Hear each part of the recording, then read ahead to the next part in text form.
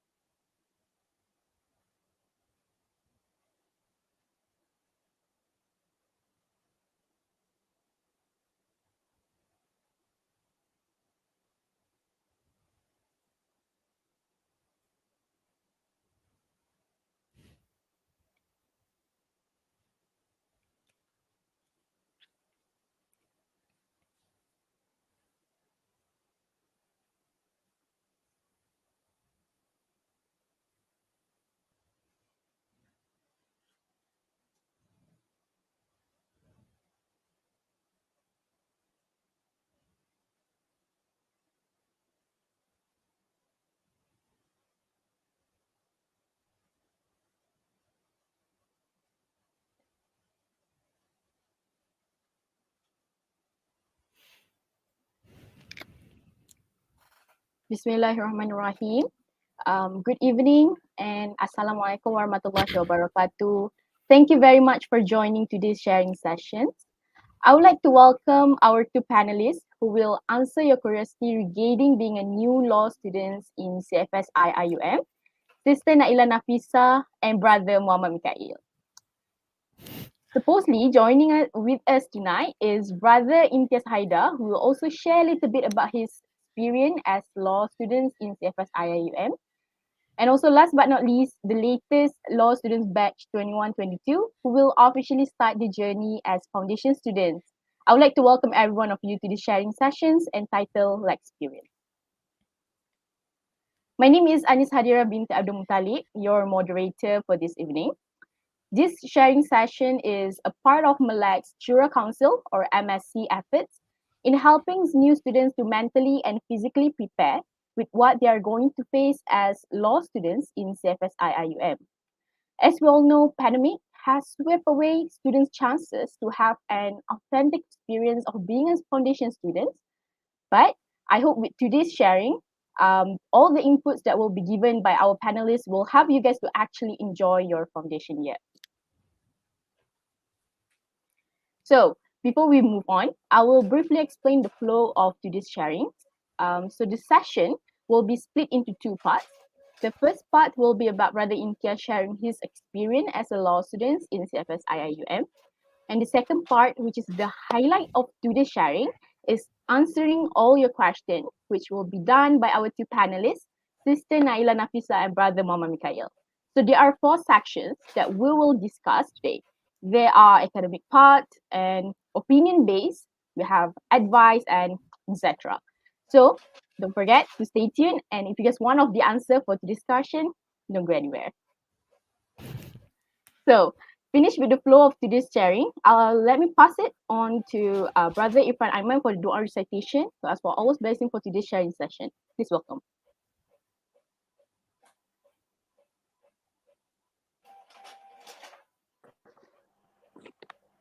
الفاتحة.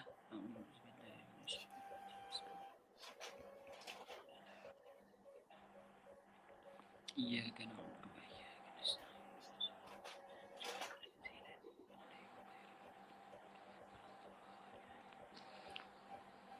بسم الله الرحمن الرحيم. الحمد لله رب العالمين، حمدا حامدا حمدا شاكرا، حمدا يوافي نعمه ويكافئ مزيده. يا ربنا لك الحمد كما ينبغي لجلال وجهك وعظيم سلطانك. اللهم إنا نسألك بأننا نشهد أنك أنت الله لا إله إلا أنت الأحد الصمد لم يلد ولم يولد ولم يكن له كفوا أحد. اللهم اغفر لنا ذنوبنا ولوالدينا وارحمهم كما ربونا صغارا ولجميع المسلمين والمسلمات والمؤمنين والمؤمنات الأحياء منهم والأموات برحمتك يا أرحم الراحمين.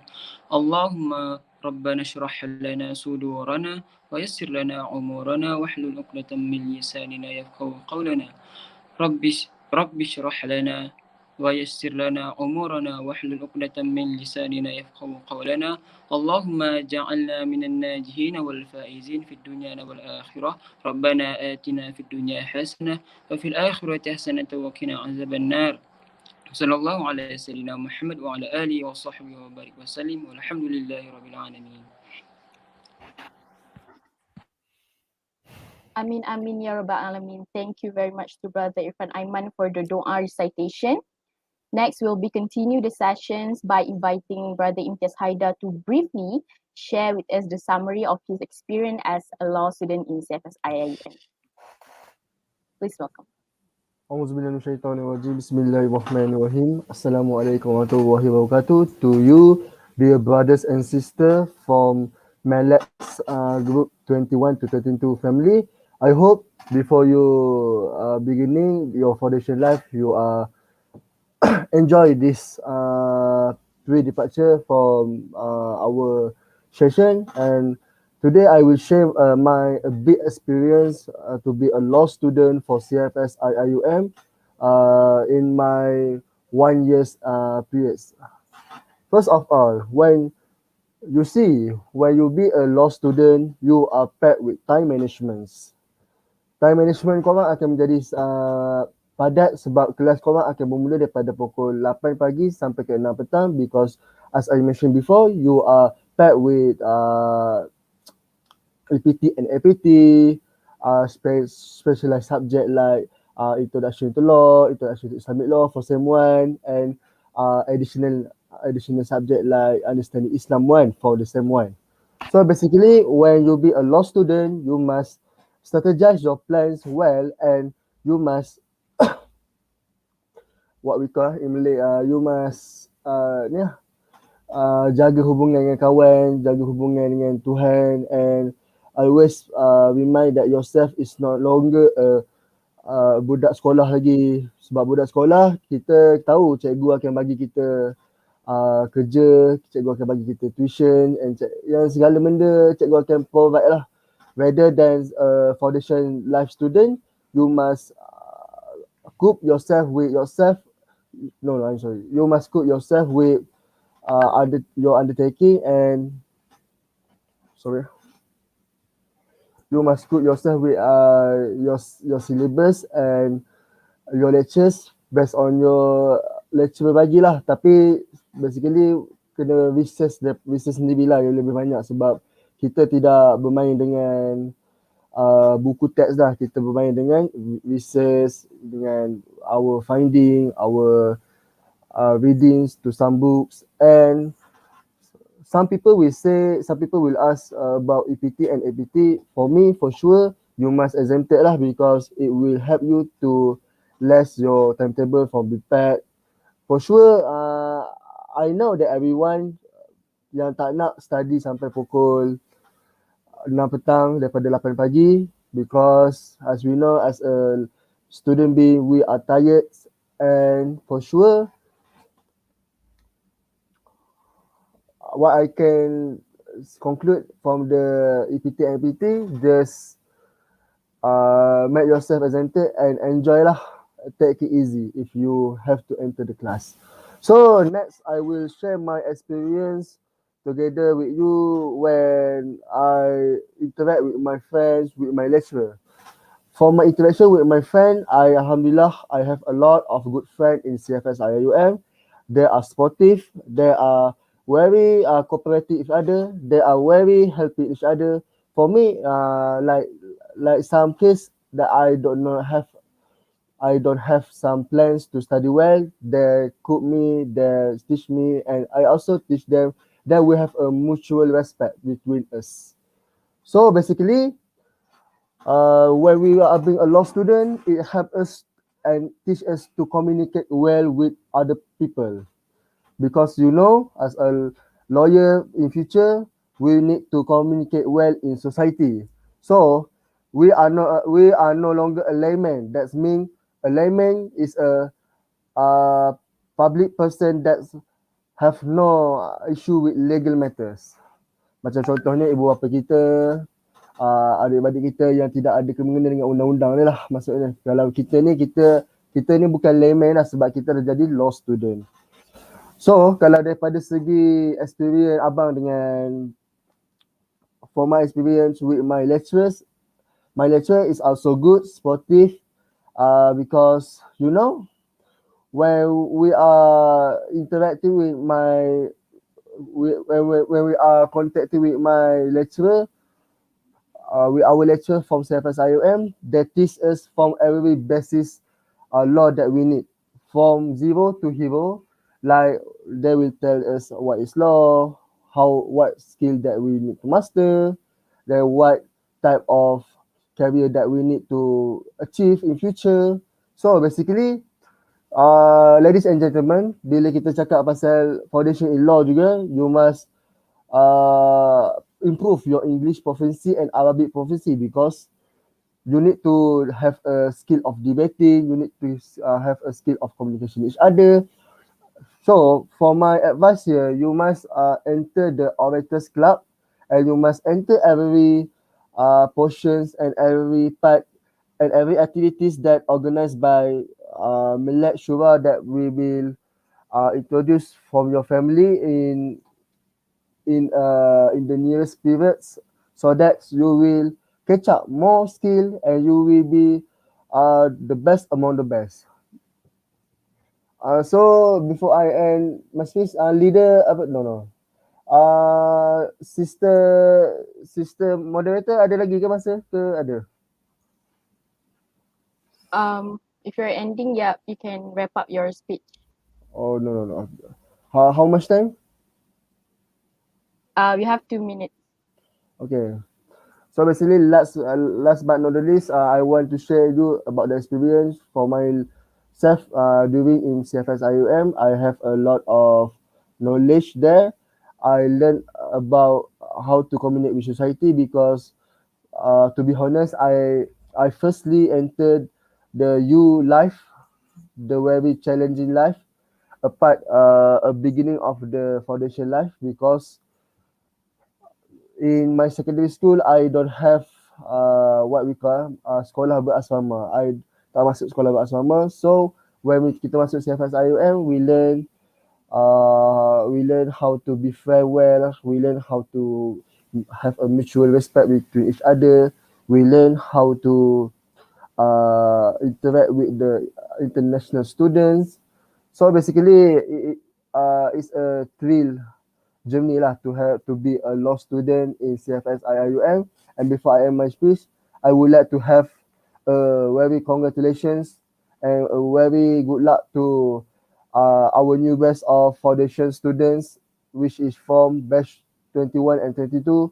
And I hope you can get the journey of a foundation law student with the passing final exam with the result flying colors every semester. Amin ya rabbal alamin. Thank you, sis moderator. With this, I end my speech. Thank you very much, Brother Imtiaz, for sharing your mediocre experience. Moving on, the highlight of today's sessions, I will start asking our panelists, our two panelists today, the question that you guys have dropped in the Google form previously. So get ready with your pen and books whenever you need. So I will start this session by asking Brother Mikhail first, with the first two questions, which is, what kind of book should be prepared before entering the studies? And what type of examination is for law papers? Please welcome. Okay, so Assalamualaikum and a very good evening. I bid to all the juniors and all the panels and everybody who is involved in this event. So for the first question, sorry, I'm introducing myself. I'm Muhammad Mikhail, and I was the vice president for Melex 2020-2021. So the first question that you guys asked in the Google form was that what kind of books should be prepared before entering studies. So honestly, um, when I myself went to the foundation, I didn't really prepare any books because the lecturers were the people who would introduce the books that we needed. Um, and after that, they would ask us if we wanted to buy. If we didn't want to buy, then it should be fine. But since you guys are all online, most probably they would give you like a ebook, something like that. Macam it's an electronic book that is like slides and PDF of all the things that you need. But even the book itself, we don't really use it. Like we will use it more later on in degree. And another book, but then one of the books that I would quite recommend is the book that has all the constitutional laws in it. Like it has the what's it called? The acts and upper acts one call clause 3 stuff like that, and it's a quite small book, and you could actually bring it everywhere you want. And that book, honestly, you can just search the internet for it for all those information about all the different acts and stuff in Malaysia, but it's just more, how do I say, not reliable, it's more easier. And I know a few of my friends who have that book. I don't have that book, but if you were to, if if you guys would go to campus later on instead of doing it online, then if you don't have that, it's not like the end of the world or anything. You could just use it you could just like borrow it from a friend if you want to read it once in a while. So in any case, what books would I recommend? I wouldn't recommend buying not really anything, because in the end the books itself would be given to you by the lecturers. So the second question is, what type of examination is for law papers? So mostly for law papers, such as what we learned for our last sem, like law and society, um, was that it's based around three things, which are short answers, essay questions, and problem solving. So the short answers would be like, how would I say, macam it's like point form, just answer in point form. So there's not really long answers, it's just like a 2 mark question. You have to have like your points and your reasoning behind it. It's like really short. For essay questions, on the other hand, there's like a system to it. It's like you have to have like, it depends on your lecturers and how they would want you to answer those type of questions, but mostly it's like you have to answer, you have like an introduction, and then that's it for your first paragraph, and then you would have like your points, and then in your points there will be your reasoning, um, and then there would be like an example for it, like an example of a law case, as in um, and then that would be for like one whole point, which is in one paragraph for essay questions. And then moving on to, like, imagine you have 3 points you wanted to do, so that another 2 more paragraphs you would do. And then in the end, for the essay question, that would be like the conclusion. So an essay question would roughly be around 8 marks. And the last is the problem solving type, where this one is heavily revolves around, it's like more to your opinion. Like they give you a case of they give you a case, and you have to f- tr- try to figure out type what is this case related to in law. And like you would have to find a similar case that has already existed with the case in the question. And then you would, like, as I said, what's it called, you have your points, why you think it's this law, and then you would have your reasoning, and then you have your examples, like I said, and then you have your conclusion. So it's so that is the type of examination that law usually gives. um yeah, short answers, essays, and problem solving. Yeah, that's it for the 2 questions. Thank you. Thank you very much to Brother Mikhail. Such an amazing input for the new students. I hope you guys gain anything from the answer given. So, before I proceed, is there anything that any of you want to add more? Like panel, Sister Naila? Not at the moment. Oh, All right, if there's none, I will move forward for the next questions. So for the next question is for Sister Naielah, and the questions are: what is the main form of carry marks? And if I am already exempted from APT in foundation, do I need to take APT again in my degree year to pursue LLBS? Please proceed. Alright, thank you Sister Chairperson, Sister Anis. And also I believe the new batch students for law, batch 21-22. Okay, so for the first question, what is the main form of carry marks? Okay, so I believe for this session, I'm just going to mix between Malay and English. Okay, jadi dekat dalam bila kita masuk universiti, we have the system of carry marks. Carry marks ni is the markah-markah yang awak cuma akan dapat sepanjang minggu pembelajaran. So for UIA, the system of carry mark, it carries 60% and 40% is during the final examination. So meaning to say that so long you do your best ataupun cope with the all these carry marks waktu sepanjang pembelajaran, insyaAllah you will can secure lah at least a good marks lah, macam 50 ke ataupun 40 something. So then waktu final exam nanti agak terjamin lah bila macam carry mark kita ni agak bagus. So what is the main form of carry marks? So before I begin, we have to know first that walaupun kita ambil course undang-undang, kita tak semestinya cuma akan belajar subjek law sahaja. Kita masih lagi akan belajar subjek yang bukan law. For example, basic application for ICT, thinking skills dan understanding Islam. So I would say for subjek yang law, mostly the main form of carry marks would be the written assignments, because written assignments ni memang macam mana sekalipun, setiap sem memang you tak akan terlepas pun untuk kena dapat tugasan written assignments. For example, macam kena buat essay ataupun akan diberi tajuk dan dalam group tu nanti kena bahagikan tugasan lah, siapa kena buat apa. And then for video assignments, it can be in the form of presentation ataupun some people do lakonan and so on, depending dengan tugasan yang you dapat. So video assignment tu usually, of course it is part of the carry mark. And then I believe for subject during SEM 1 dengan SEM 2, we have understanding Islam, where it takes that also we need to make video assignments. But for one subject, I believe waktu SEM 1 subject Introduction to Islamic Law, ada assignment yang kena tasmik potongan ayat. Contohnya macam because Islamic law, kita ada authority yang diambil daripada ayat Quran kan.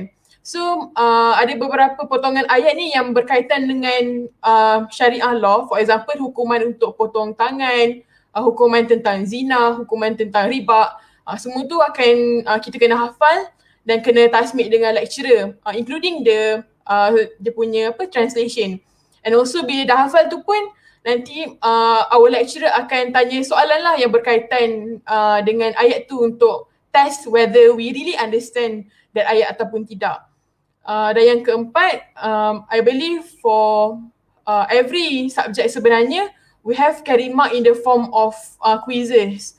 Maksudnya macam contoh subjek understanding Islam, the quizzes carry around 5%, kalau constitutional pun 5%.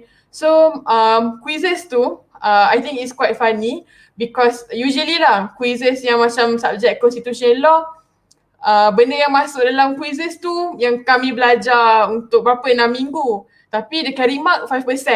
But I think you all shouldn't take this for granted lah. You also need to apa orang kata, do your best lah even though it is 5%. And also apa yang masuk dekat quizzes tu pun akan masuk auto final exam. So bila you belajar betul-betul for quizzes tu, eventually you sebenarnya study for final exam juga sebenarnya. So it's quite good lah. Okay. And next, I believe we have the presentation. Presentation ni ada dua, pre-recorded dengan live session. Pre-recorded ni usually if your lecturer macam nak pastikan semua tak ada masalah internet kan, so diorang give you the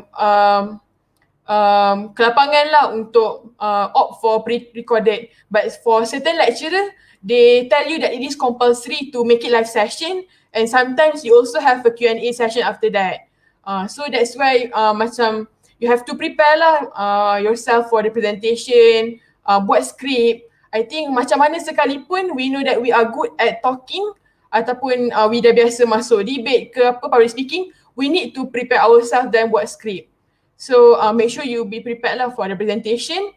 And lastly, quite a unique form of carry mark is the tugasan case brief.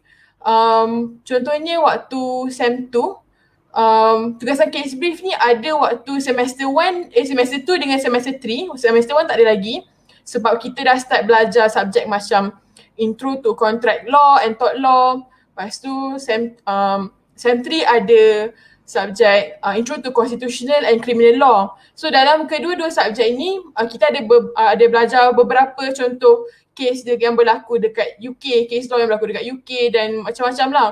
So kena buat case brief tu, dia more like macam summary lah of the case itself. You kena keluarkan the important points. So nanti kalau nak tahu further, you bolehlah search sendiri.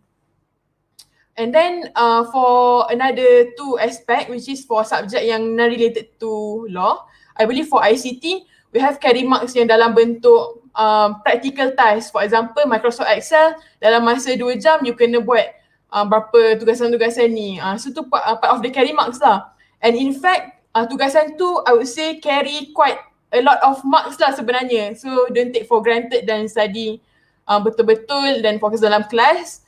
And for thinking skills, another unique carry marks is kena ada debate session. For example, ada debate session lah, pasal dia nak test macam mana you berfikir kan. So debate ni 2 kali, so ada practice dulu sekali dan ada 2 kali you akan debate kemudian. Dan juga for thinking, for other subject, you also may be required untuk kena buat poster and so on. Okay. I think that's all. But what I just shared to you is about for our batch. Then it may change for your batch.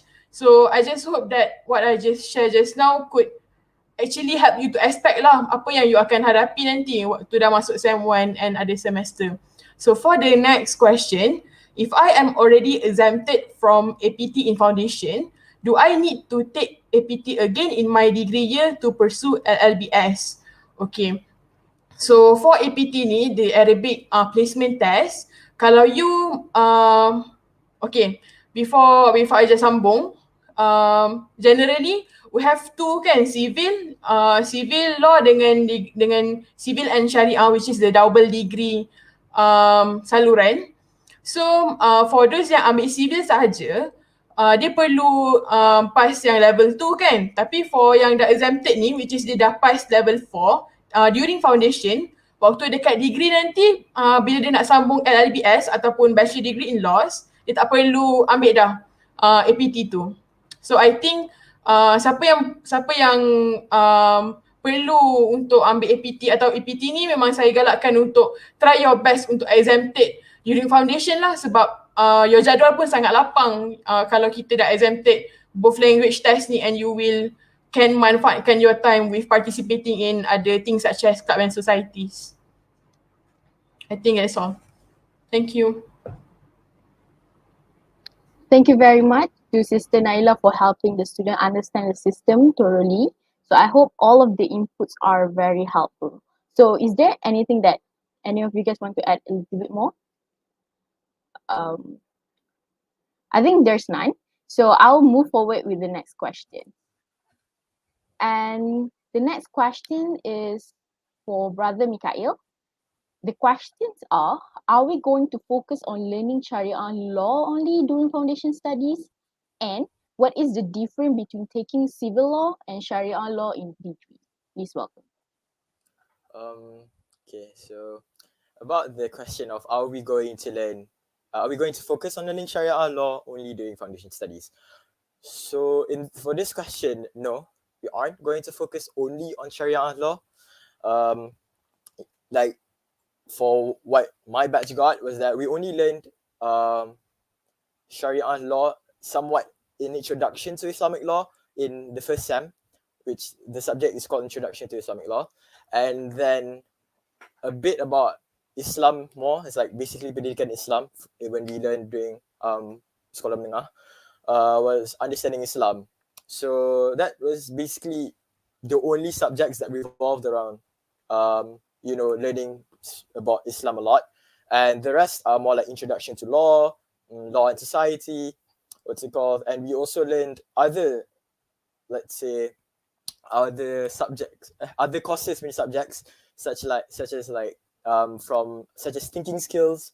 That's the thinking skills are more towards your how you speak, how you think, how like critical thinking and stuff like that.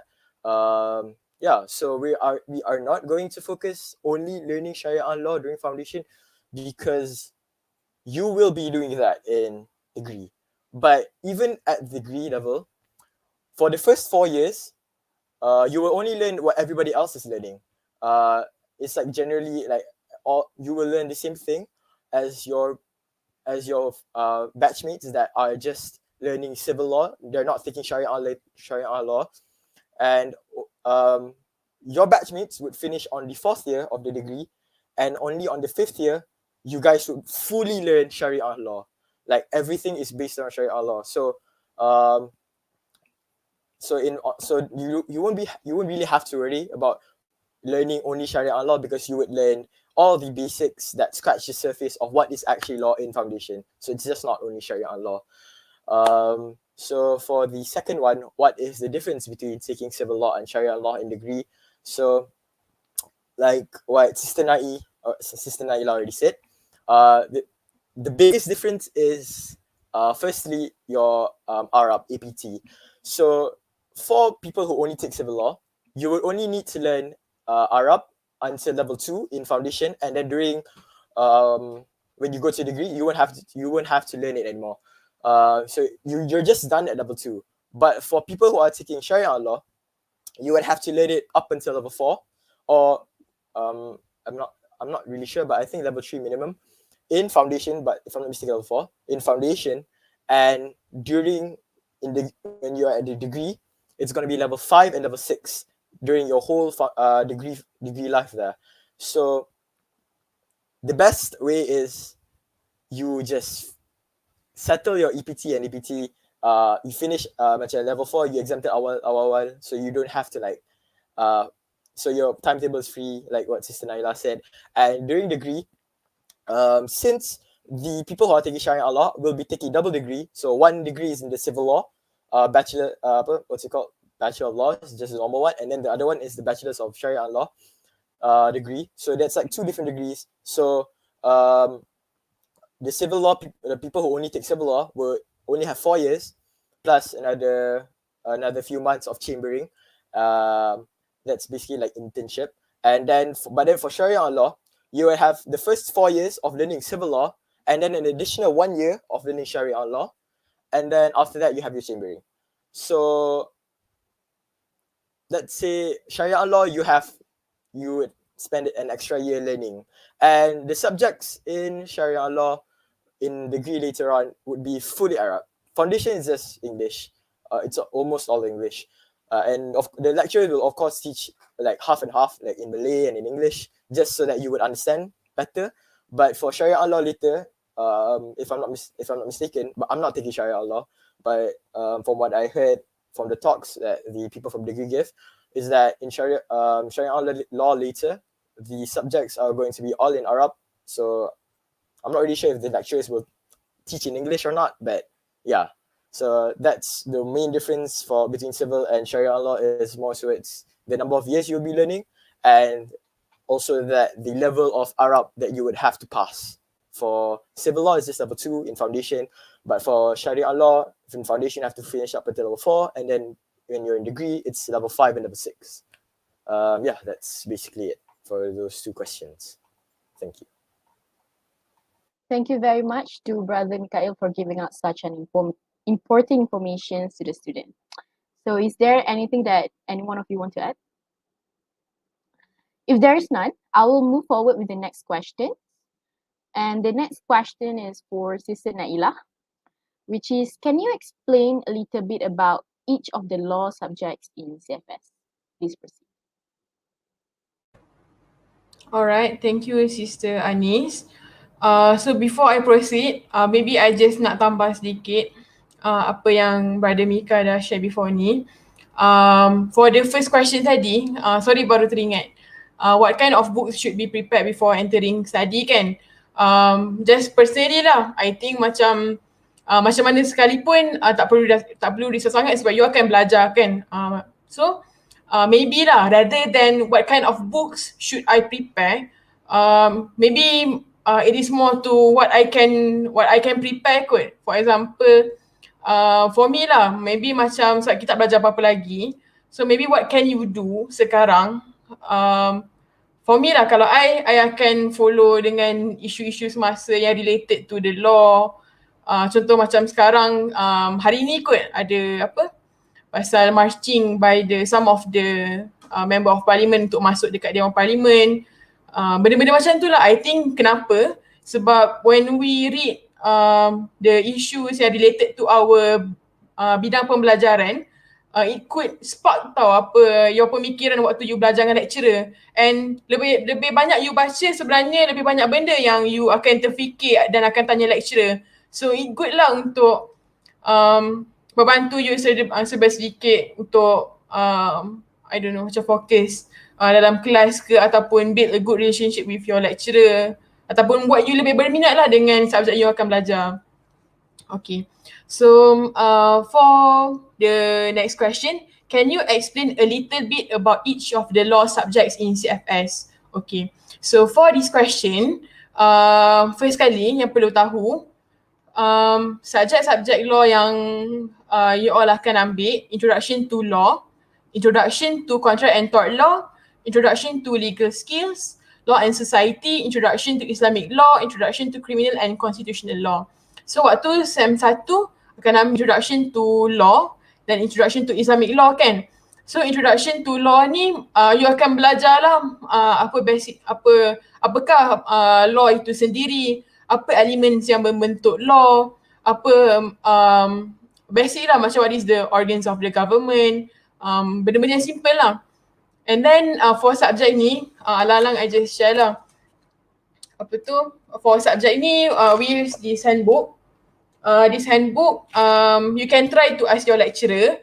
Tapi kalau dekat kampus dulu, ada kedai printer atau dekat kampus dulu, macam you minta je dengan akak printer tu, akak ada tak buku handbook Introduction to Law. So akak tu okay, dia printkan. So you bayar lah macam tu. So that is the Introduction to Law.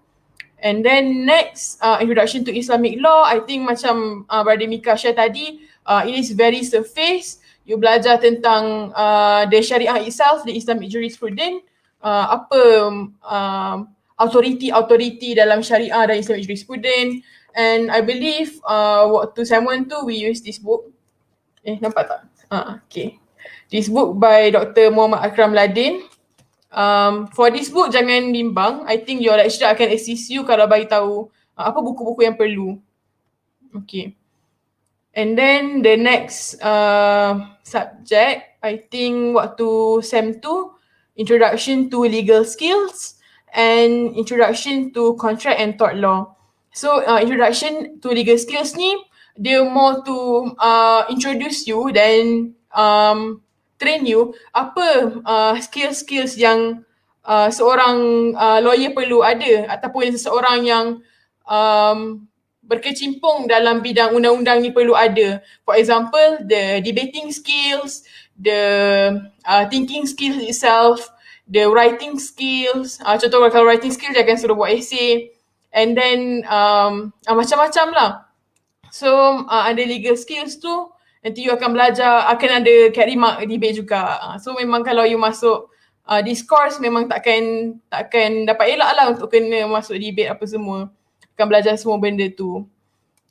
And then sama juga yang pasal I cakap ada tugasan case brief tu kan. Macam you kena baca the actual case punya report, waktu legal skill nanti akan diajar lah macam mana kita nak extract all the important information dalam the actual case report. Jadi jangan risau. Okay. Sebab waktu I think waktu before UPU result kot ada some student macam WhatsApp I tanya macam mana nak baca case report ni, macam mana nak cari ratio residendai.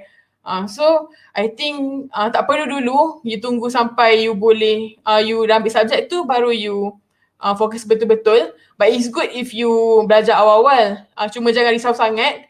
And I would say if I'm in you guys punya position, I would manfaatkan so much my time untuk I don't know macam rehat ataupun relax dulu sementara masa cuti ni. Sebab apa?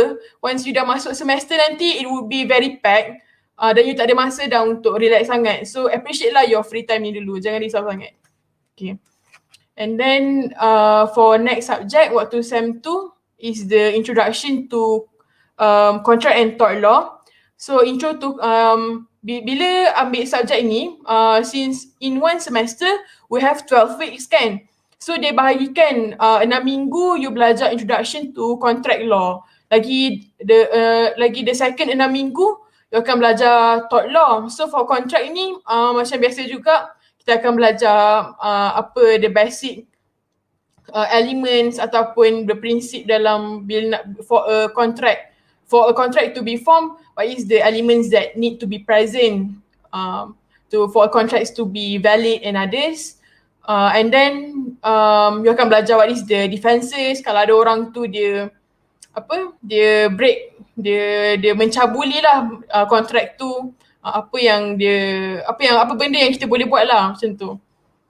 Lepas tu for tort law ni you akan belajar tentang tort itself lah, the civil wrongdoings, kesalahan sivil, sama juga what is the defenses, what is the contoh-contoh kesalahan sivil ni. So you akan belajar in detail there lah. However, just another remark lah, waktu foundation ni memang you akan belajar the very surface lah, macam introduction sahaja. Tapi waktu dekat degree nanti memang you akan belajar contract law, tort law, criminal law yang lagi in depth lah, yang lagi mendalam. So waktu foundation ni belajar surface je. Okay. For the last part, semester 3 akan ada subject law and society dan introduction to criminal and constitutional law. So for law and society, they explain dari setiap minggu dia akan dipecahkan lah tentang all aspects yang related to the law itself. For example, week 1 law and society, the second week law and economy, third week law and education, lepas tu law and ICT and so on, law and international relation. So dia akan membincangkan lah apa relation antara the law and the society itself.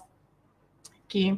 I think for the last part, introduction to criminal and constitutional law, sama juga 6 minggu belajar criminal law, 6 minggu belajar constitutional law.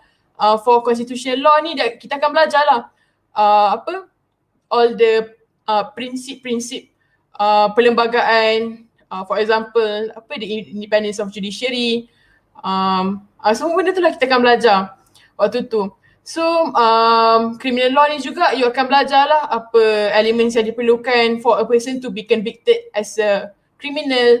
And then waktu introduction to criminal and introduction to contract and tort law ni, where you akan belajar lah contoh-contoh case yang dah established. So case-case yang you akan bincangkan ni maybe lah I believe macam kita akan gunakan sepanjang hayat kita. Sebab kes-kes yang akan diajar ni sebenarnya adalah authority yang untuk provekan any of the principle and so on.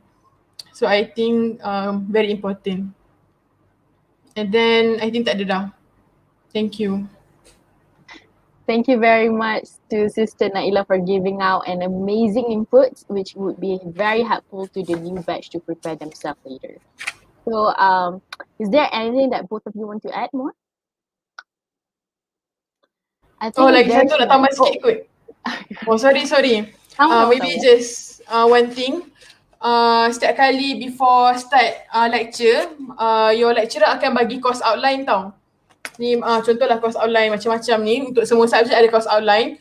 So dalam course outline ni akan bagi tahu terus tau untuk sepanjang 12 minggu ni, bila expected week for test, bila expected week for quiz, and apa subjek-subjek yang akan belajar, apa dia punya carry marks and so on. So bagi saya macam pelajar yang baik, dia akan analyse betul-betul course outline ni dan tulis siap-siap dekat kalender dia. So dia kan expect lah bila ada quiz dan so on.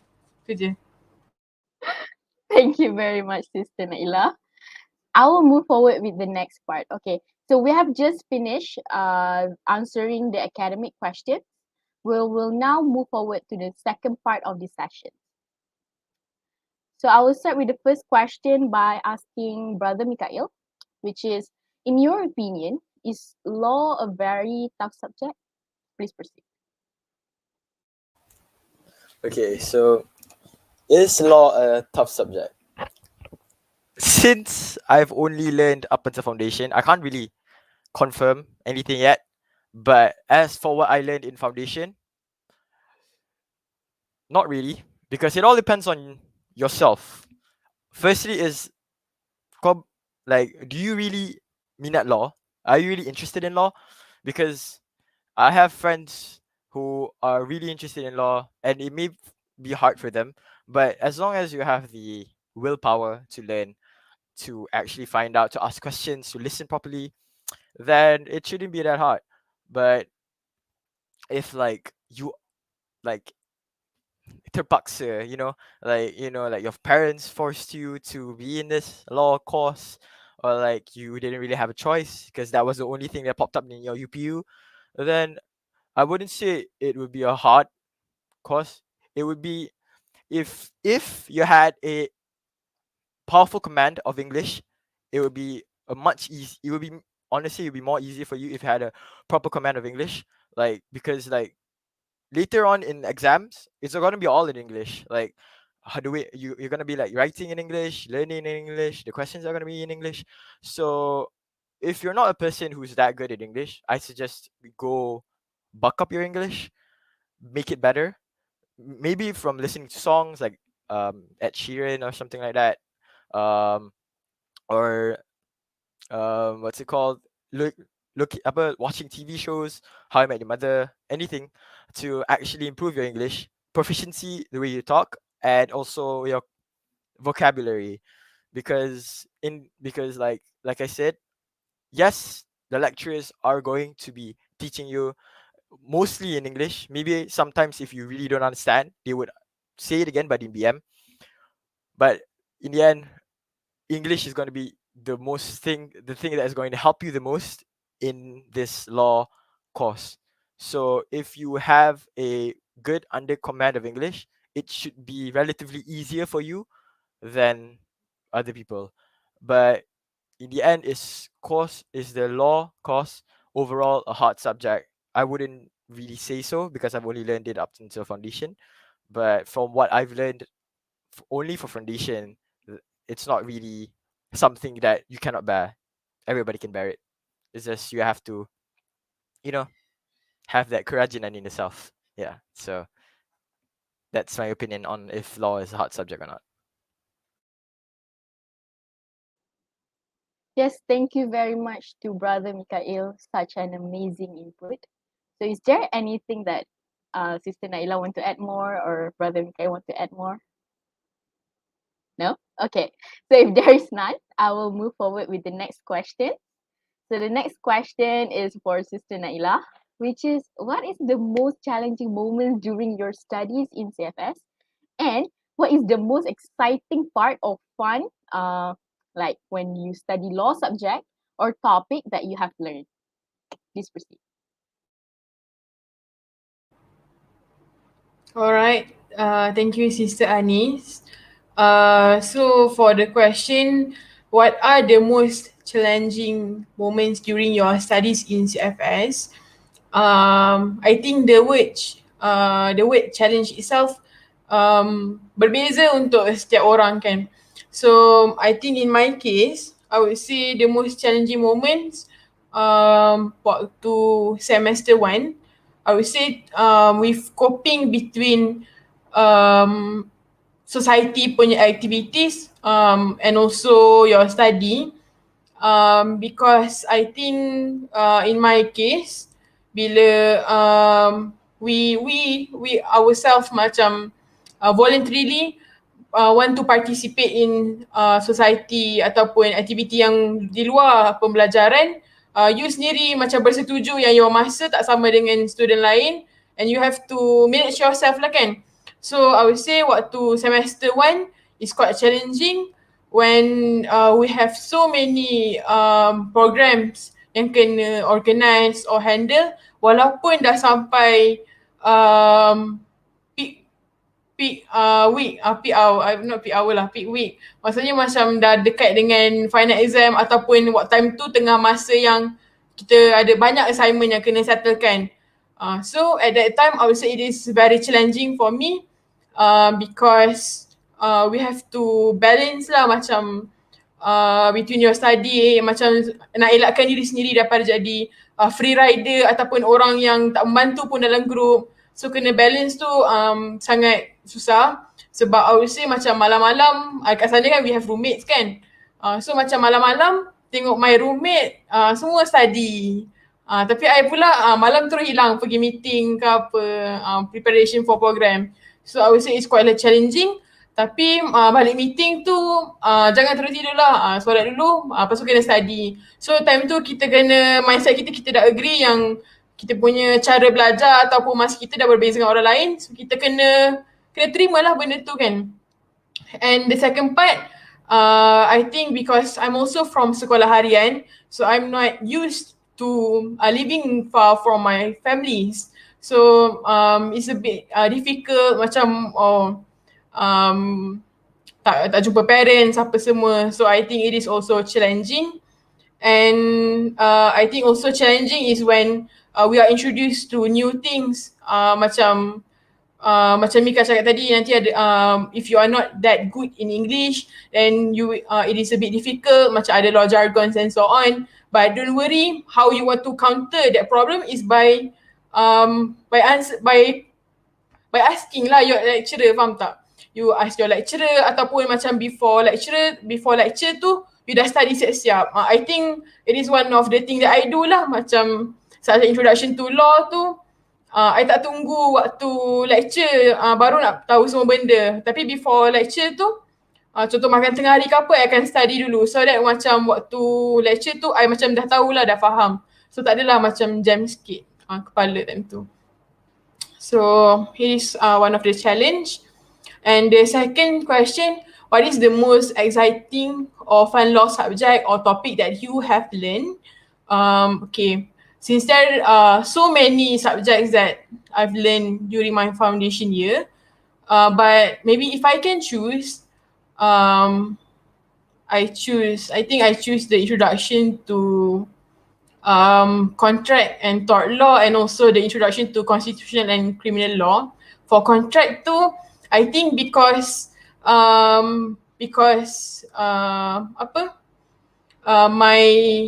my dream memang nak jadi corporate lawyer lah. I think in the long term, I wish to be, someday I want to be a corporate lawyer. So when we learn a subject that somehow macam related ataupun menjawab segala persoalan yang you have in mind, agak menarik, and I think I enjoy lah that subject. And for criminal law tu, I think we all agree that we all semua suka tengok crime dramas, K-dramas yang related to crime kan.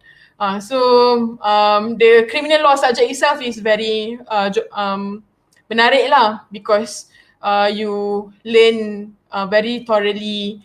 Lepas tu the constitutional law pun for me menarik sebab dia punya effect tu ataupun isu tu macam you boleh nampak depan mata you, macam yang I cakap isu yang hari ni. So you boleh relate lah, and macam bila baca kat berita macam-macam tu waktu time class boleh tanya lecturer. So sangat menarik bila you boleh apply ataupun nampak depan mata apa yang you belajar sendiri, rather than kalau contoh kita ambil science stream kan, kita tak nampak and others. I'm not that type yang boleh cope with the things that I cannot see. So that's why I think I'm quite happy lah to be taking this course. I think that's all. Thank you very much to Sister Naielah for sharing with us your experience. So is there anything that probably Brother Mikhail want to share your experience? No? Okay, so if there's none, great. We have finished the second part of these sharing sessions. So we will move forward to the third part of this session. So I will start with the first two questions by asking Brother Mikhail, which is, what is your advice to learn law efficiently, and what is the most suitable laptop for law students? Please proceed. So the first question, what is the most suitable way to learn law efficiently? Again, it's all on you. Like your old habits from high school, the way you learn different subjects like sejarah, maths, what's it called, pendidikan Islam, it's all different. Like everybody has their own ways.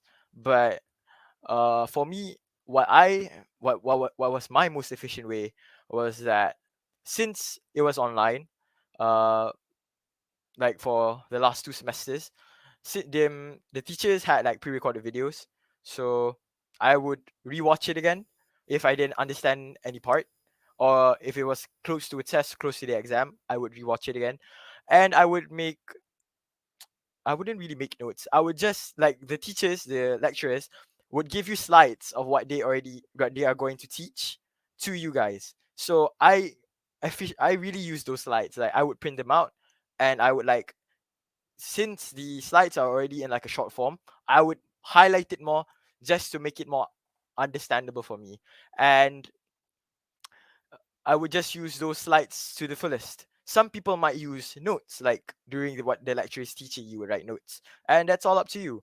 Like what you feel like is your best way to learn. For some people, it might just be listening to those people who teach on YouTube. Although, albeit it might be a little bit different from what your teacher might explain, but in the sense overall, it would be easier for you to like understand. So the most effective way for anyone or everyone is different, but for myself is, again, the slides that the lecturers already gave me. I would learn. I would like print out the slides. I would look at the slides while I would rewatch the pre-recorded video again of the lecture, and at the same time of listening, I would also look at the slides that I already printed. Um, and so moving on to the next question, for what type of laptop is the most suitable? Any laptop that can actually just do Microsoft Word, PowerPoint, Excel. That's all. You don't need a high-end laptop. Like you don't need like an MSI. You don't need like a gaming laptop, Asus ROG, or Acer Nitro. No, that's all those high-end laptops are like what, 3K, 4K and above. It's not really, how would I say, you don't really need it unless of course you like to play games then, and if you gotten good results for your, what's it called, for your SPM, then sure. But for the first month of my semester, I use this laptop. It's an Acer. This was given to me by my father when I got 9 A's for PT3. So like, and this was a second-hand laptop. It costed 800 ringgit. So and the specs of it is just like what I like. It's not even a graphics card. It's just Intel i5, and it can do everything. It has a webcam during classes. You can obviously on your cam, and then like you can do all the most basic needs, the words, Microsoft Word, Google Docs, or anything, Microsoft PowerPoint, Microsoft Excel. So what laptop is most suitable? I would say a laptop that is for work. Their price range would be from around 1K to 2K. 2K max. I would say 2K is like the max. And like if you can find like a second-hand laptop that is still usable, that's really good, then use that. Don't need to buy like a brand new laptop. So yeah, you don't really need high-end specs for a laptop to use for foundation. Thank you. Thank you very much to Brother Mikhail for the advice. Hopefully student can take note on that. You don't need to purchase any 3,000 kind of laptops just to do a law paper, because all we need is like a lot of gigabytes for us to keep our documents. So yeah, that's the most important thing. So Sister Naielah, is there anything that you want to add? I mean, no? So if there's none, I'll move forward with the next question. So the next question is for Sister Naielah, which is, what is your advice in coping with online distance learning since none of us know each other? Yeah, please proceed. Alright, thank you, Sister Anis. So the question, my advices in coping with the online distance learning since none of us know each other. Okay.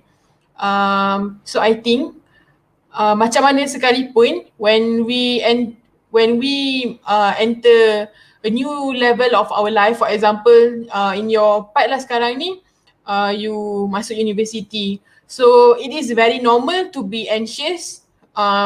We are worried that we don't know certain informations ataupun terlepas something, and also one of the worry is not to have friends or not to know someone in your courses especially. So I would say waktu my batch dulu, my batch yang sekarang ni lah kan, there are people yang macam contoh, of course you have WhatsApp group and others kan, and I think dalam tu memang ramai, and then ada orang yang akan sangat vocal dalam group tu. Dia setiap hari dia sembang dalam group tu, hawa semua kan, memang very extrovert lah. But me being an introvert, I will not be the one yang akan banyak cakap dalam group and so on. And I think that's okay. Tak ada keperluan pun untuk awak nak kena bising-bising dalam group ke apa, ataupun nak kena cari kawan secepat mungkin. Nak cari kawan secepat mungkin tu boleh, tapi jangan jadikan yang tu sebagai perkara yang merisaukan awak. Okay. So how we can cope with ODL since none of us know each other. Okay. So I think in my situation, we are in a situation where we actually meet in person kan, macam waktu SEM 1 kita orang jumpa face to face. But in your case, you all memang tak jumpa langsung since semester 1. So from my perspective lah, if I can say all these the advices, I would say waktu the first lecture, of course you all akan meet each other and so on. So since none of us know each other, I usually lah, if masuk semester lain pun kita akan tukar classmate, and of course we don't know each other. So usually if jumpa orang baru ni, I would usually especially kalau ada assignment lah, I would usually the one yang akan initiate dulu the meeting ataupun perbincangan tu. For example, kalau waktu first time nanti dah ada waktu first lecture, lecturer akan bagi tahu, okay, after this we have group presentation, so bincang among your friends and form a group. So at that time kita dah tahu, kita bukan macam kat sekolah dulu tak boleh bergantung dengan cikgu, kita kena bergantung dengan diri sendiri, kena bergantung dengan Tuhan. So kita kena cepat lah, waktu dah tahu tu kena form group, kena terus at that time kena kena social sikit lah. We try to tanya siapa yang nak form group and so on. And bila dah form group tu, I would usually be the one yang akan ajak, okay, look at the calendar, tarikh mana yang free, apa semua orang free, and we could make the meeting as soon as possible. And I think that's a way lah for us to cope with the ODL itself since none of us know each other. And personally, I would say that I'm the type yang akan observe people tau. It's quite creepy, but I think it's a good thing for myself to take as a precaution, because especially dah ada group WhatsApp apa semua kan, I'm usually the person yang akan observe people. Bila tengok cara dia ni, I don't know cara dia jawab ke apa, we can somehow macam boleh try lah estimate dia ni macam mana, ataupun this is the people that I should avoid. So I think it's good lah for me, macam I already know who I want to avoid and so on. It's not being judgmental, but we are taking the precaution which yang macam mana sekalipun akan membantu diri kita lah, sebab kita kena jaga diri kita juga kan, kita jaga kita. So we have to know lah what are the things that we need to do. Sebab apa? When we don't take this precaution, that's where kita akan terjebak dengan free rider and so on. So that's why I think observe people, be observant is a good thing that I practice since my high school days. And then coping with ODL too, other than regarding not knowing each other lah, I think regarding the ODL, coping with the ODL itself, I think it's good to susun masa, macam I cakap tadi, dapat course outline, you write terus, minggu ni ada apa, ada meeting ke apa, ada test, you write down terus, so you tahulah berapa lama masa yang you ada, so you will be the one yang initiate the meeting and set bila kita nak bincang this assignment.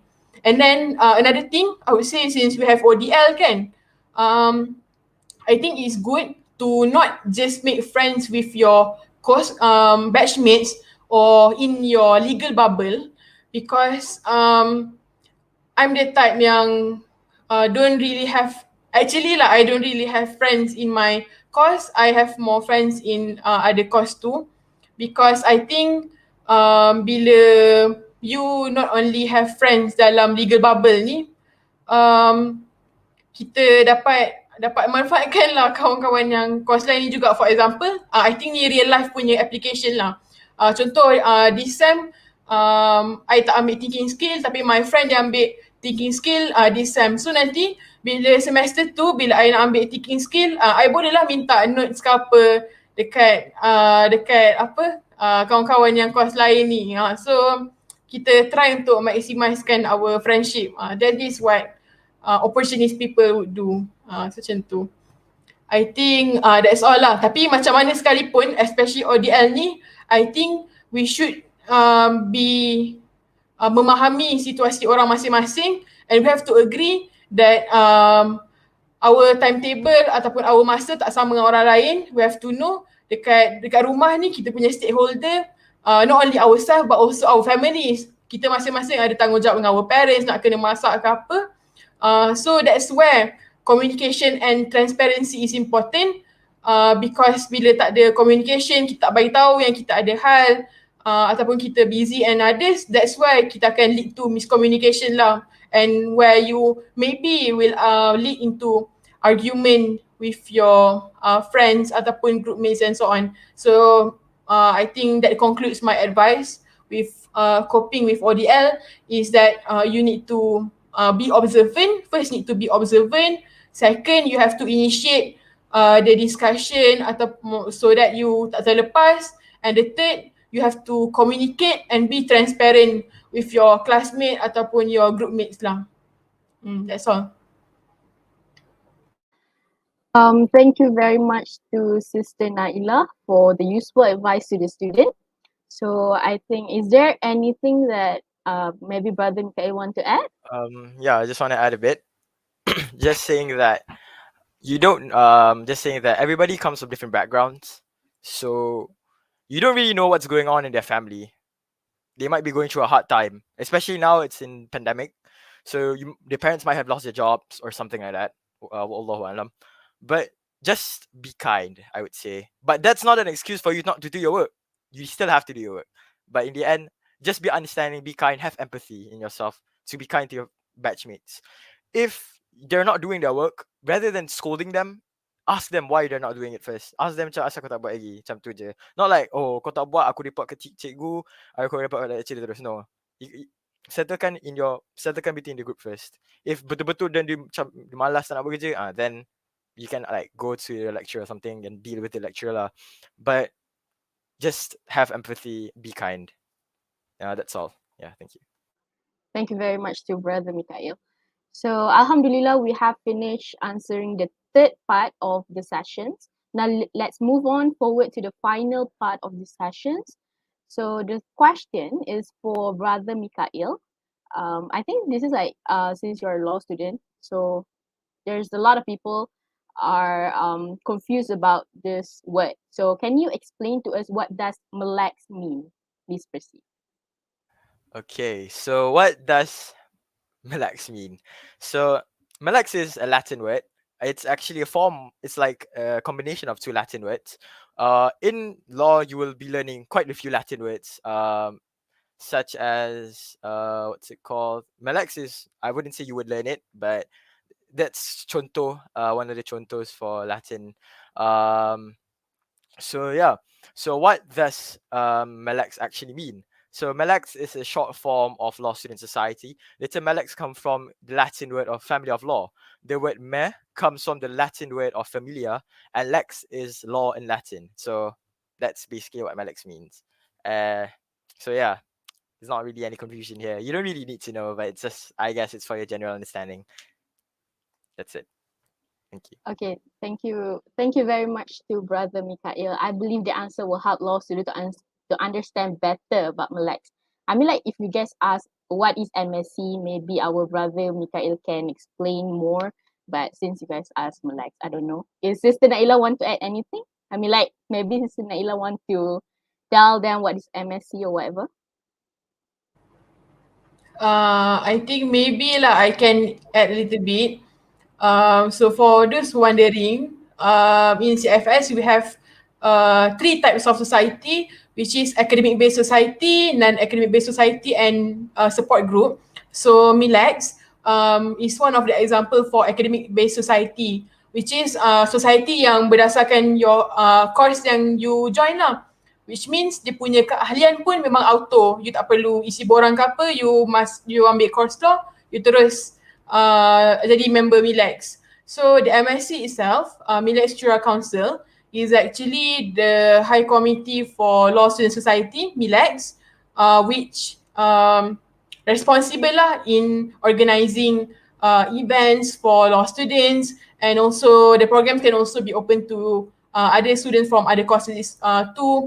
And also, we also become the bridge between the department or legal department itself lah. If there are any important information from the legal department, we are the one that is responsible untuk sampaikan ataupun to make sure lah ada students tahu berkaitan info-info ni.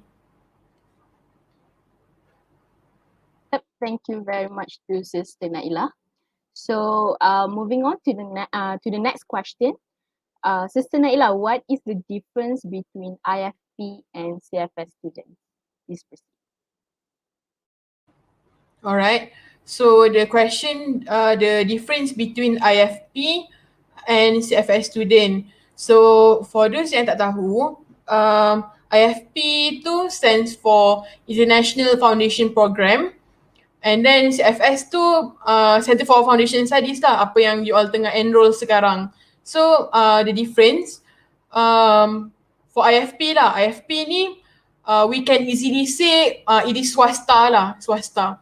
Kalau CFS ni more it is more to IPTA lah, macam universiti awam, you masuk ni pun through UPU, guna result SPM and so on. So meaning to say that kalau nak secure the place, you have to use your SPM result.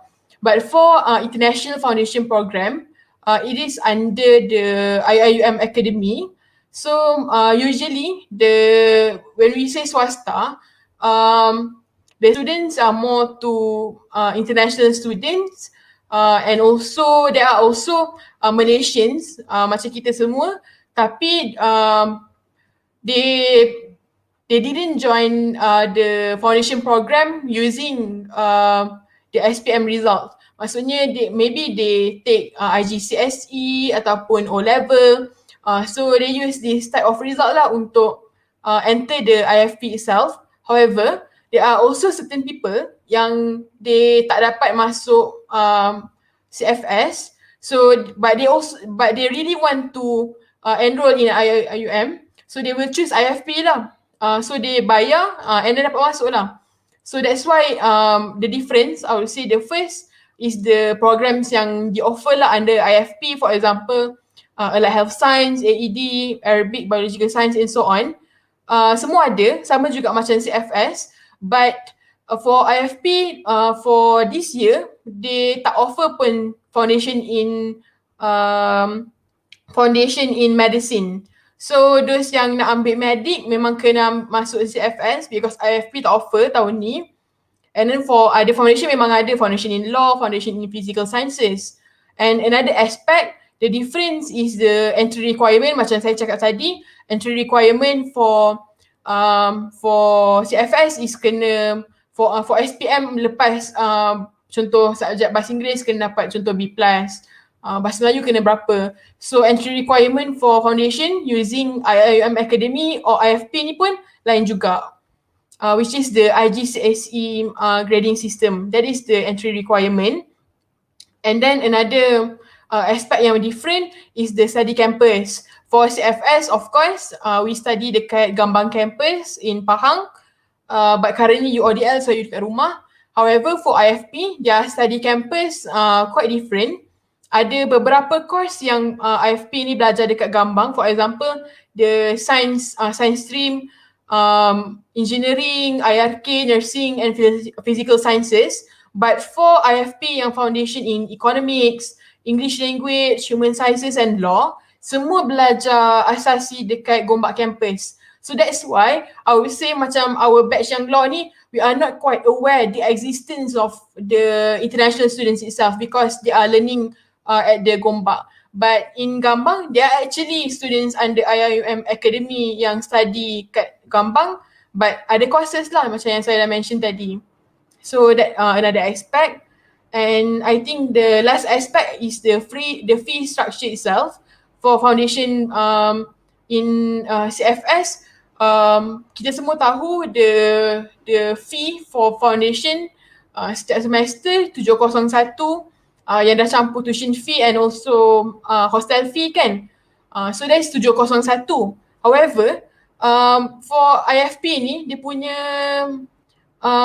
yuran tu agak distinct lah dia punya perbezaan because IFP for a total of 1 year for law, human sciences and economics is 13,000 something for Malaysian and international dalam 17,000 ringgit.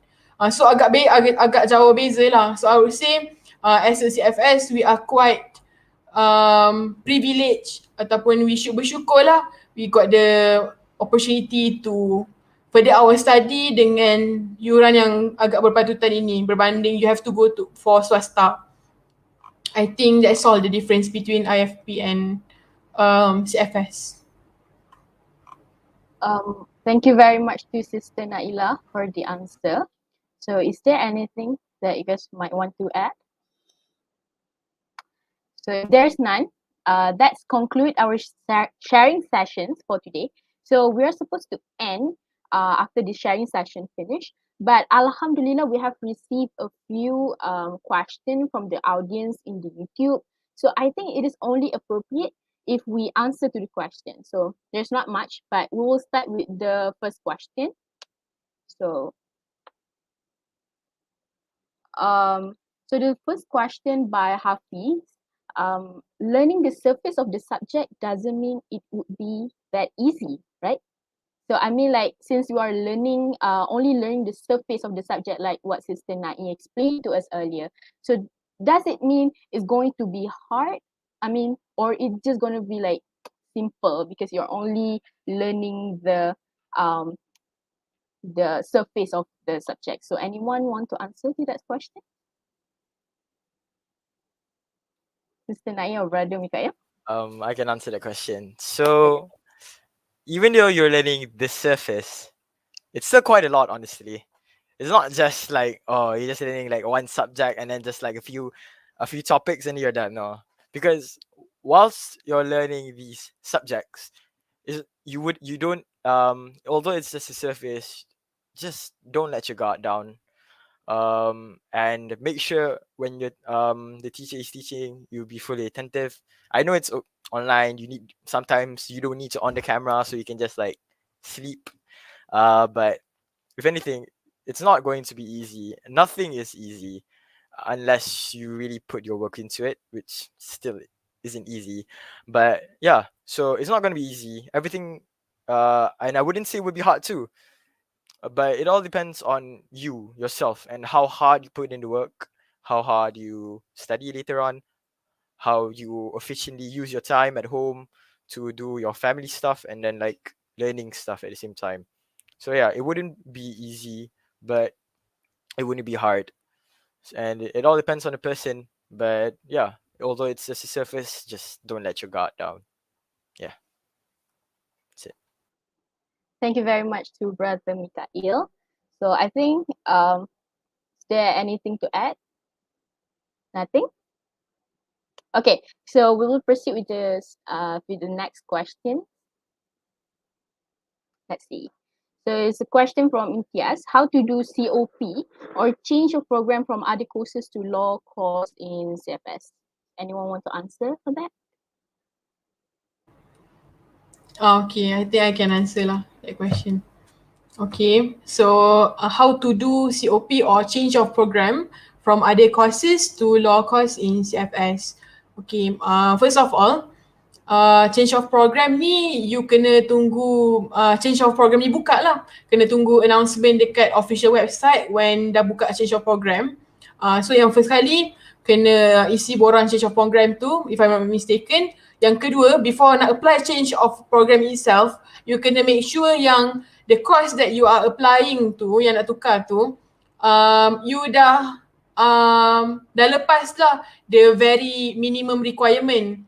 Because contohlah the very minimum requirement untuk masuk untuk join the medicine punya course is that you have to take biology waktu SPM dulu. So kalau you tak ada ambil subjek tu ataupun your result is not that good, you can expect lah you takkan dapat untuk change the program. I think it's that simple.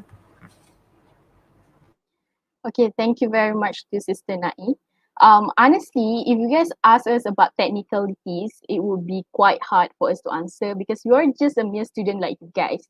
And we have to wait for the management to actually show us the way how to do this and to do that. So I prefer if you guys like ask question more about experience rather than technicalities because I mean we don't we're not the one who in the management. So yeah.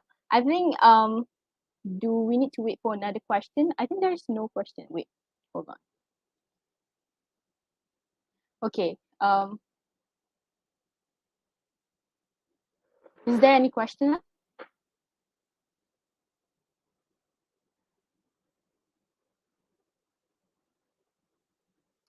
Okay. The question for Aino Shazwina. Hi, Sister Naielah. Would you mind sharing the club you have joined previously in CFS? Thank you. This is a specific question for Sister Naielah, so please. Oh, I think kalau Mika nak jawab pun boleh je. Okay, but I will answer first. So the question, the club that I joined previously in CFS, okay. I think the first club yang I joined is the Law Student Society itself lah kan. I memang auto join and I participate lah in all the activities and also because some of us are MSc, so we get the opportunity to be part of the student committee yang handle the programs. So first is the Law Student Society and second I'm also one of the member for Red Crescent Club. I am the vice president.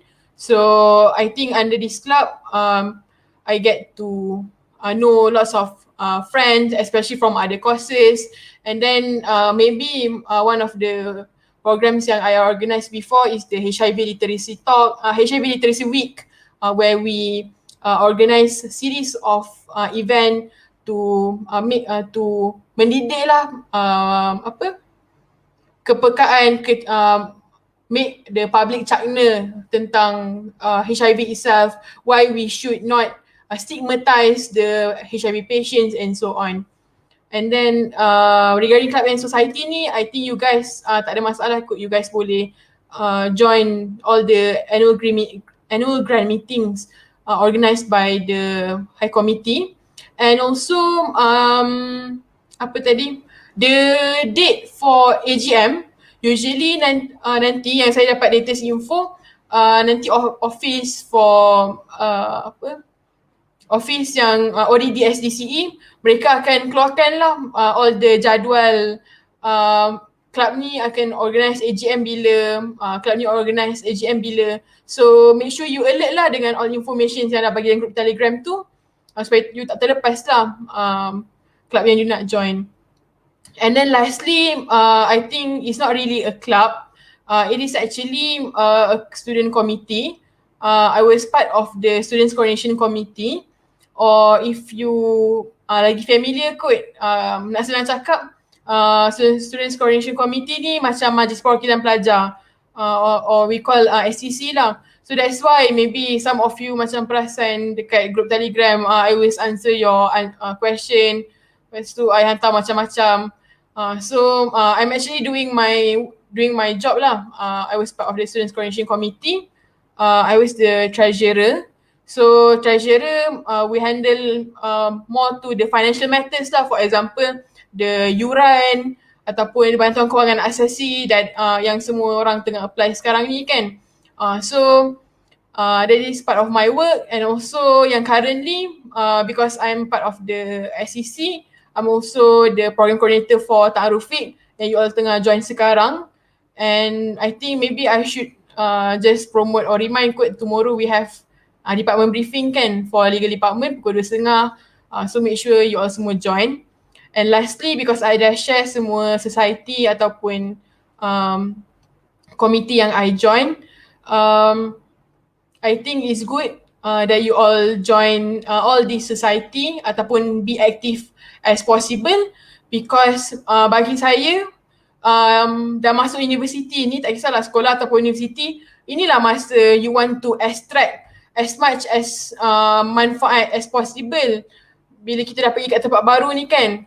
Sebab sangat merugikan lah if you dah masuk universiti ataupun dah masuk sekolah tapi you tak dapat belajar something new, you tak dapat nak develop yourself. So that's why I think sangat bermanfaat lah you join all these student club and societies. I think, maybe if I have to add lah, usually kalau nak jadi high committee for club and societies, if you are interested in organising events, of course lah you join the AGM and then you volunteer lah to bertanding as the high committee.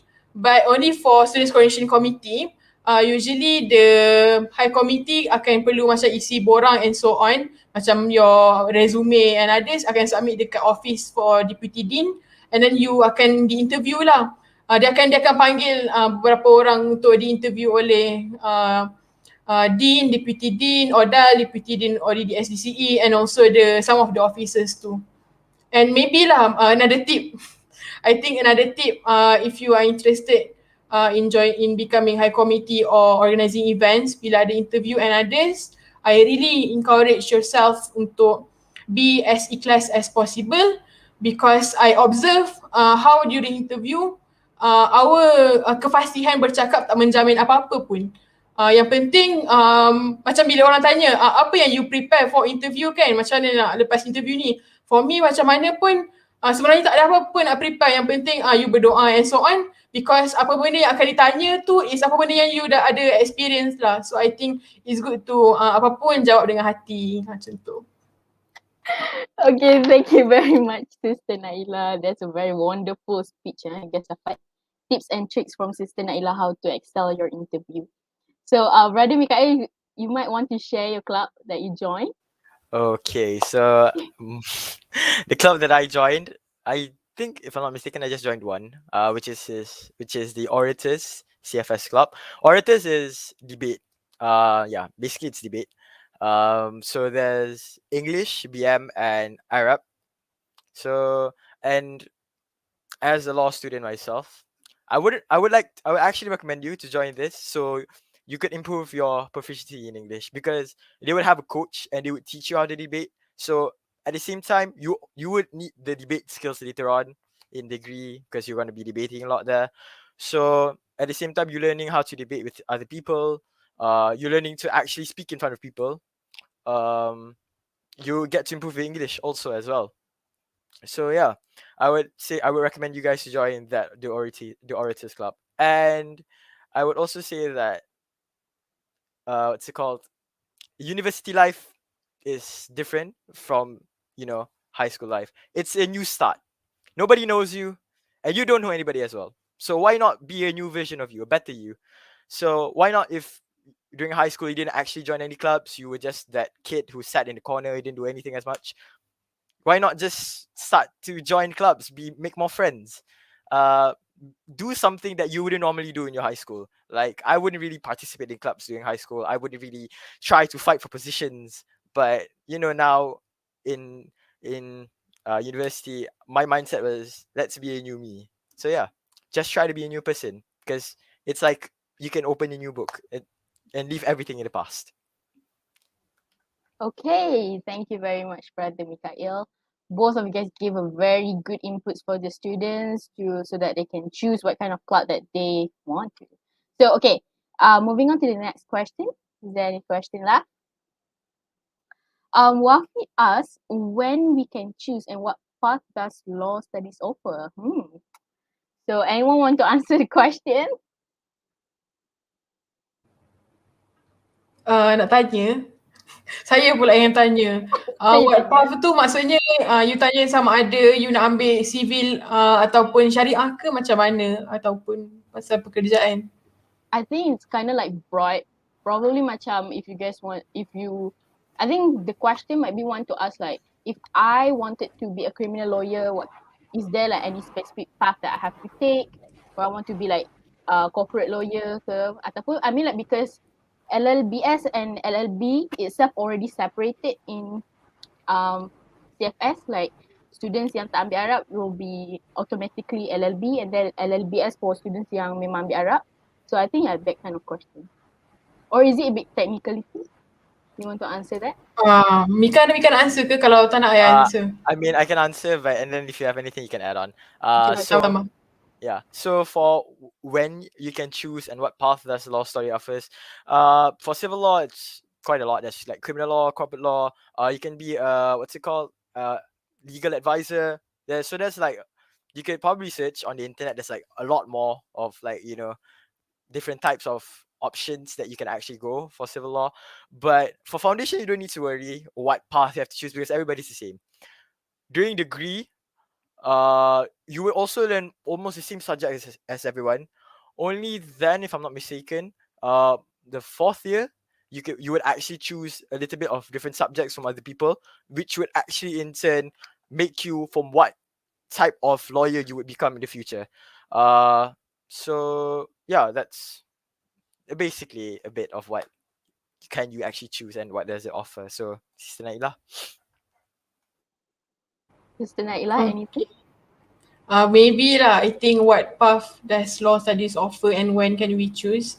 I think the starting when we are actually choosing what path is macam Mika cakap tadi, waktu we degree. Sebab for civil nanti we have elective subject which actually macam lebih specific lah. So at that time what our lecturer advice is pilih the subject yang you rasa in the future you maybe lah nak specify in this field. For example, contoh contract macam if I want to become a corporate lawyer, maybe lah I can expect that it is very important to yang I dah ada the basic ataupun in-depth punya ilmu tentang contract and so on, so I will choose this subject.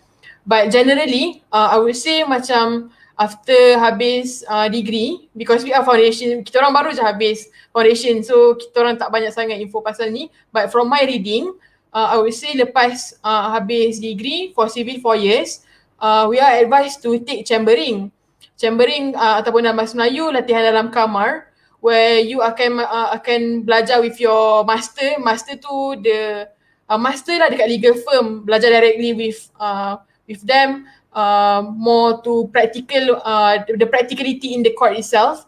So depending with your master, dekat legal firm tu sama ada dia nak you fokus dengan conveyancing ke, dengan criminal ke, dengan taxation ke, it depends. So after dah complete the chambering tu, most akan advise untuk we practice dulu, practice terus the law. Practicing law tu maksudnya you akan jadi lawyer yang masuk court, faham tak? When they say that they are practicing lawyer, maksudnya they are lawyer yang masuk court. So like myself, usually kalau nak jadi corporate lawyer, they say you have to practice the law, be a practicing lawyer for at least like 5 years, and later you akan join any corporate companies as the in-house lawyer. They say in-house lawyer. So that's one path. And then some people akan opt for paralegal. Paralegal ni requirement dia not a degree, but if you have diploma in law, you boleh become paralegal. And then some akan opt for becoming a prosecutor. Tapi yang penting, my lecturer, I would say, Madam Seri, she said yang paling penting, make sure after dah habis degree, buat chambering. Macam mana sekalipun you nak jadi entrepreneur ke, nak jadi doktor ke lepas ni, yang penting tak kisah. Tapi yang penting kena habiskan chambering dulu. So for bidang kerjaya ni maybe you guys boleh search lagi kot. Okay, thank you very much Sister Naielah and Brother Mikhail for the very good answer. So do we have any more questions? Okay, question for CD. Apa manfaat yang senior-senior dapat in real life after belajar law? Okay. There's a lot of manfaat actually. So I think maybe one of you guys both can give like one input of any manfaat you get. Okay, so I think one of the manfaat that you can actually get as when you learn law after like you grad or something is that the way you speak firstly would be like, you know, you get better at speaking obviously because you know the debates and stuff like that, so you can actually communicate with other people better, because that's what you're going to do as a lawyer. You have to communicate with your clients, you have to communicate with like other people in the court, or even if it's not on the court, you still have to communicate with your client. So that's speaking skills is one of the things that you would actually gain from being a lawyer. Another thing, I would say a job, I guess, because you know you learn law, you get a degree, you're gonna get a job, obviously. So yeah, I guess that's one of the manfaats you actually get when you learn law. So Sister Nai. I think the manfaat yang I get sama juga macam Mika. Sometimes macam you tak notice pun yang you actually macam become a bit better in your communication punya skills. You learn more English punya words and so on. Your vocabs macam bertambah, you tak perasan. Tapi actually you sebenarnya improve.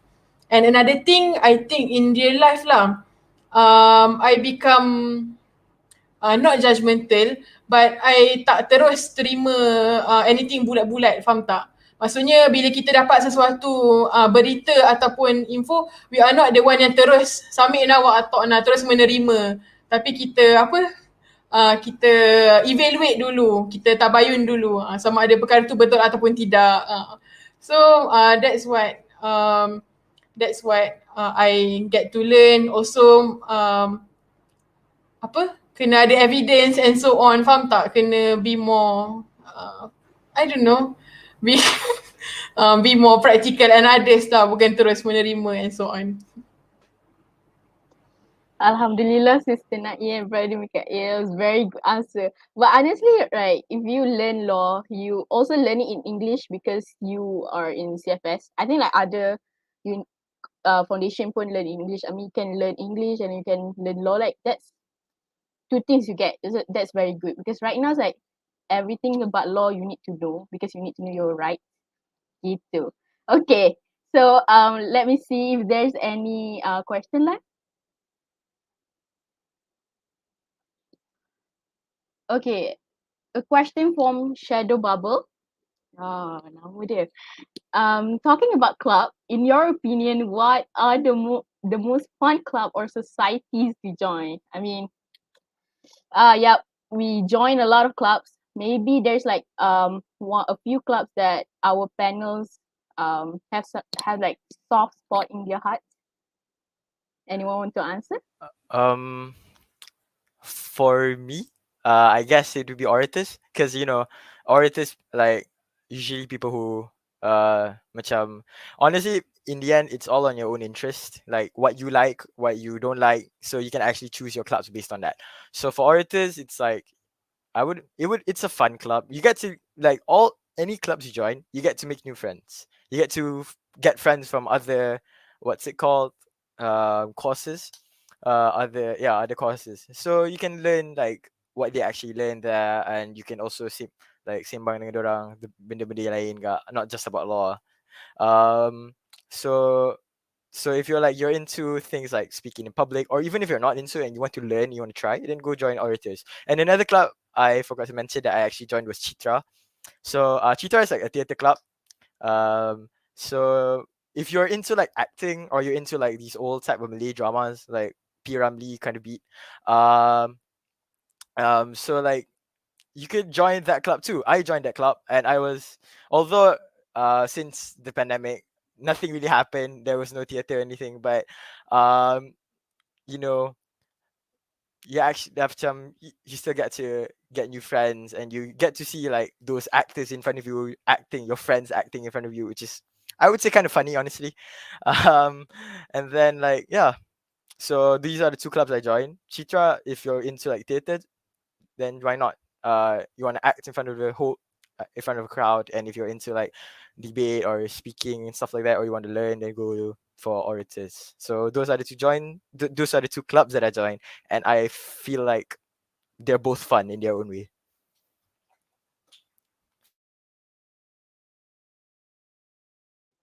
Great. Sorry. Okay. Sister Naielah, anything you want to add? I think what Mika said sebenarnya dah jawab ada soalan related to culture and art club. So for your information, the culture and art club is actually Citra, and Citra sebenarnya not only specified in theatre, but they have several bureau. For example, bureau in dance, bureau in theatre, bureau in basking and so on. So if you are interested in macam performing ke art and arts and culture, you can join Citra. And macam Mika cakap, ODL ni macam tak banyak sangat aktiviti kan. So you guys dah dengar. So I suggest that if you guys are becoming part of the Citra, why not you guys become the what you say, the person yang initiate more programs lah under Citra, so that more people can join the club. Amazing. Okay, thank you very much to Brother Mikhail and Sister Naielah. It's very good answer. Yeah, I mean, like, there's a lot of fun clubs. If it more like experience kot. I mean, like, both of our panels, they went into like clubs that they knew, so they understand that they feel that that club is like the fun clubs, but there are more other clubs that is like for them is fun. It's like macam ARC. I mean, like, there are a lot, so I can't really list it out now because we're like running out of time. So just pick the clubs that you think that you will do a lot of things, like you will explore yourself by joining the club. So inshallah there will be a lot of stuff they will do. I think like because of ODL there will be a lot of forums. Join it, okay? You guys have to join all the forum. Maybe you will get a lot of inputs from that forum, and then you also get like points for your co-curricular. So yeah, I think that's it. Is there any question left? Oh, okay. So sorry. Question from Nurul Hana. Better to use laptop or tablet for study in law? Okay, I think like since Brother Mikhail already answered the question, do you want to proceed, like explain a little bit more? Sure. So, is it better to use a laptop or tablet for study in law? Um, for me, everybody has their own preference again. Like, I like to use a laptop because, like, you have a laptop. Like, I personally like to play games. So at the same time, you can use the laptop to play games. So it all depends on like how you take notes, and like maybe for a tablet, it's easier for you to take notes of what the teacher is saying, because like, you know, if you have like the tablets that you can actually write on, like it will be easier for you to take notes. And you can actually like sambil baring while you're laying down on your bed, you can use the tablet to like go through your notes or something like that. As per se laptop, you have to like sit down, and maybe you could still lay on your bed while using your laptop, but it's a bit difficult. So it all depends on how you plan to use it. But for me, I think a laptop is better in the long term run, honestly, rather than a tablet, because it's easier for you to do work.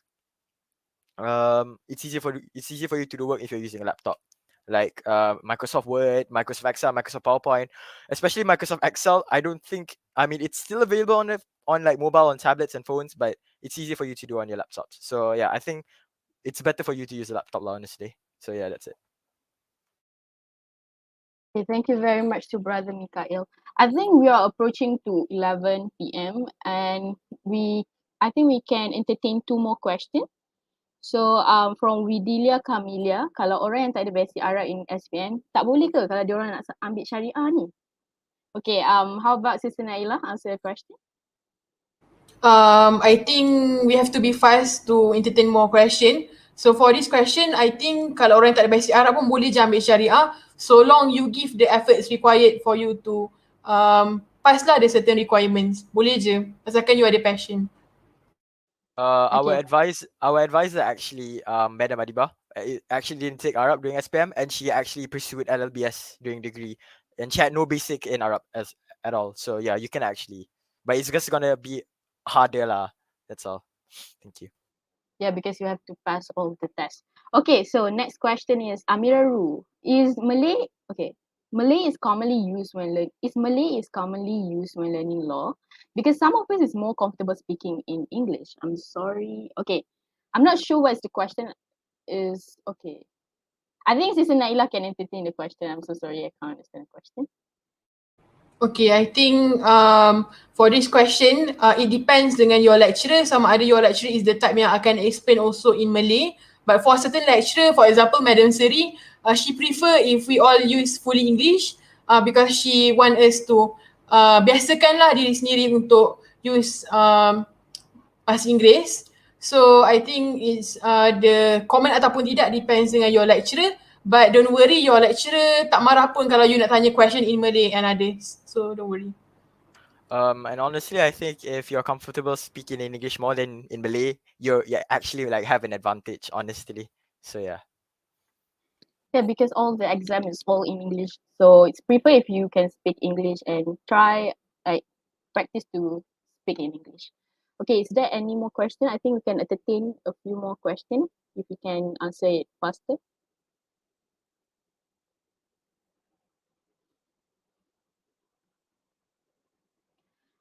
Auni Farhatian Muhammad Zamri, I'm sorry. She asked, would you take something you have passion for or something you good grades at? I mean, would you consider yourself pursuing litigation in your career field even though it's hard? Anyone? To answer that question, even if you're good grades at it, like this is your life. You're gonna be doing this until you retire when you're 50s. So if you have passion for it, even though it's hard, you would still work hella hard for it. Like you would still work hella hard for it, and people who work hard will obviously get results. So I would rather pursue something that I have a passion for rather than something that I don't have a passion for. Like I don't like accounts at all, even though imagine like even though I got an A for SPM, like I don't like accounts at all, and I would never in my life think I would pursue accounts. So yeah, this is me slandering accounts, but yeah, I don't like accounts. So I would, even though I got good grades at it, I would never see myself pursuing it. So pursue what you want, pursue what you like. So like if you like litigation, even though it's hard, go for it. If you want to be a criminal lawyer, even though it's hard, go for it. As long as you have passion, you have with passion and hard work, inshallah, you'll be successful. Sister Naielah, anything? Alright, I add sikit. I think my thought sama juga dengan Mika. This actually apply to me when I want to choose sama ada nak sambung chemical engineering ataupun law, because I took pure science waktu sekolah dulu, bukannya econs and so on. But I choose law because I have interest in it. because I believe macam mana sekalipun whatever course yang you ambil, memang you akan sampai pun the level ataupun the moment-moment yang susah. It's just that when you reach the moment yang susah tu, sama ada you have the patience ataupun tidak. Because I believe if I choose the one yang I tak ada patient, and bila kita dah sampai level yang susah tu, I tak boleh nak go dah. But if I choose the one yang I ada patient, even if it is hard, I would still macam Ika cakap tadi, berusaha dengan bersungguh-sungguh lah. That's all. Okay, continue to the next question. Adiba Auni asks, Assalamualaikum, Waalaikumsalam. Sister Ani, Sister Naielah, and Brother Mikhail, can you share some tips on how to prevent yourself from stuttering too much in debate sessions? Got a hard experience on that, so yeah, please help me. Oh, okay. Anyone? I mean, like orators, our orators. Honestly, for debates, the best way to not stutter as much, because especially like the quote itself will always like there's gonna be exercises for you to not stutter, but the best way to not stutter actually is practice. You know, talk yourself in front of a mirror, because you usually stutter because you're nervous or you're scared to talk in front of a crowd. Because you know, when debates, it's like those three people in front of you, and then there's gonna be other people watching, the judges and stuff like that. So if the best way to not stutter during debate is like, you know, best way is properly plan your speech, properly plan your points of what you're gonna say, what's your reason, stuff like that, why, how, when, anything, everything like that. And yeah, just go with that flow that you have on your paper ready. So that's like the easiest way to not stutter. The other way is commonly practice. That's all. Yeah. Yep, it's the harsh truth. You have to practice, practice, and practice. So, Sister Naielah, anything to add more? I think I agree dengan Mika because I myself pun practice juga. So I think what Mika said dah pretty much conclude everything. Yep, true. Okay, so is there any question now? Auni Farhatani Muhammad Amzamri asks, do learning law change you to be a better person? Does your ways of looking in life become different after first law? Okay, but kata Naielah tak tahu ni. Okay, Sister Naielah might want to answer for that. Do learning law change you to a better person? Does your ways of looking in life become different after pursue law? Okay, I think soalan ni sangat abstract, and I think it depends dengan individu tu sendiri. But I would say cara saya melihat hidup lepas belajar undang-undang, maybe lah, I think macam yang saya cakap tadi, kita tak terus terima sesuatu, kita judge dulu satu perkara, ada evidence ataupun tidak, benda ni betul ataupun tidak, baru kita buat decision ataupun kita punya own opinion. And second, maybe lah, the ways looking in life tu, I think more to another part, for me lah, bila macam belajar criminal law ke belajar contract and tort law and so on, I think I baru tahu kot macam this kind of person that actually exists in this world. So macam somehow open my view macam the people that exist in this world not only macam within our bubble sahaja, but there are so many different types of people that exist. Okay, thank you very much, Sister Naielah. Anything to add, Brother Mikhail, before we end? Yeah. So the ways of looking in life, I think more towards your friend bubble, your friend circle later. Maybe like inshallah, like maybe sem 2 korang dah boleh masuk foundation ke kat Gambang nanti. But your friends will obviously play a part on how you look at life, because imagine if you come from a private school where everybody's rich. Maybe you're not rich, you got a scholarship somehow, and you come from private school and everybody has like a perfect quote unquote family. Maybe when you come here, you would see people have like broken families, but they're still strong. Maybe they come from a hard background, but they're still going on with life with the best way they can.